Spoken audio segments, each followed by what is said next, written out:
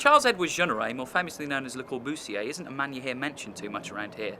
But then again, why would a writer, thinker and artist, widely regarded as one of the most influential architects of the 20th century, be of much importance here? In the climate of post-war Europe, Le Corbusier's architecture and radical ideas were a reinvention of modern-day living, and his plans for private villas, large-scale social housing and utopian urban environments didn't go unnoticed by architects in Great Britain.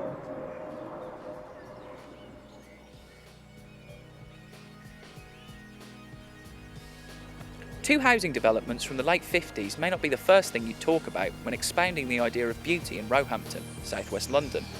But what makes the Alton East and West estates so special is their respect for the original landscape. Built on the edge of Richmond Park, Alton was particularly inspired by Le Corbusier's idea of a park city, integrating 5 slab blocks into the already existing landscape. Retaining the rolling hills and valleys of the original Georgian parkland, yet intended as a statement on the social importance of architecture, the London County Council commissioned a development with a brutalist expression in mind, inspired by the modern architectural movement. Now Grade 2 fully listed buildings, the 5 blocks in Alton West are arguably the most famous. The estate even helped the area win an architectural award in 1959. Intended from the beginning to be designed around and for the people, Chief Architect Oliver Cox said that they wanted to build heaven on earth. And so we felt this was a real contribution, introducing a few high-rise which could in fact not disturb, except minimally, an existing fine landscape. It was influential throughout the world, and it's quite interesting. Alistair Cook, in a book in 1980, said of Alton West, you know, this is the most elegant and harmonious housing scheme that has been built since the war, you know, which is, you know, gratifying.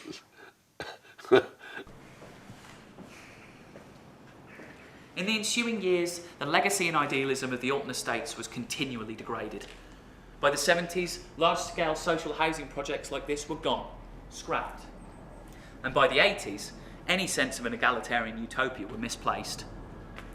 Finally, in 1985, the findings of one of Thatcher's closest advisors, Professor Alice Coleman, were published as Utopia on Trial.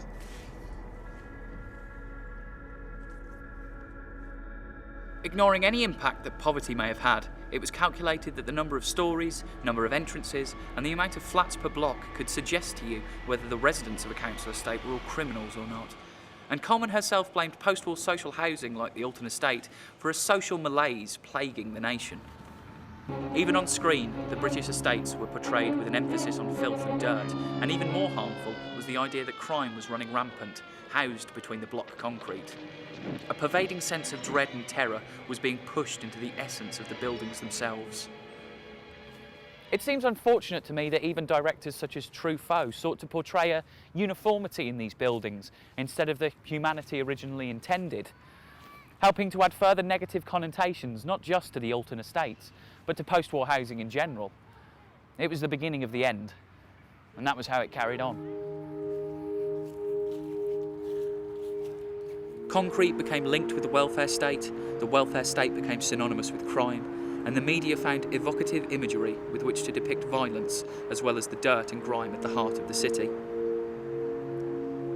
Buildings like this, once considered great beginnings to a new, modern Britain, were to be left ignored and unloved.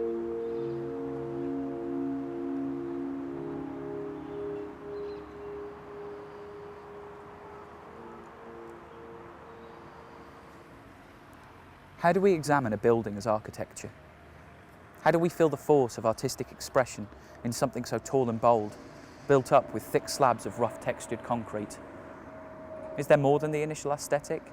More than the simple practicality of what a building is built for? What can we take from a building other than the understanding of what it houses? This was built by Robert Clatworthy. One of the chief architects from the LCC saw this on exhibition in 1957 and immediately commissioned another one, similarly cast in bronze and just as bold and lifelike. But why here? Why right here in the beating heart of the estate? It's not just the natural strength of the bull's lifelike depiction. It isn't just the bronze cast adding an industrial element. It is in the combination of naturalistic rendering and modern aesthetic that perfectly reflects the tower blocks around it. We used to be in awe of these buildings. They were a lasting testament to a renewed ideal in Britain, an emblem for a new and prosperous future. But all our lives we walked past these places, seeing the same ugly urban space repeated.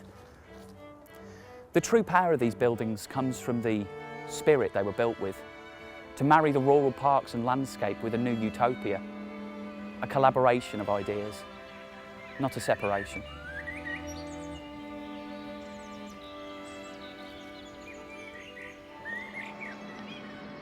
Throughout the Industrial Revolution, people have been trying to escape from the slums, and architects have been dreaming of cities in the sky, cities and towers amongst green landscape.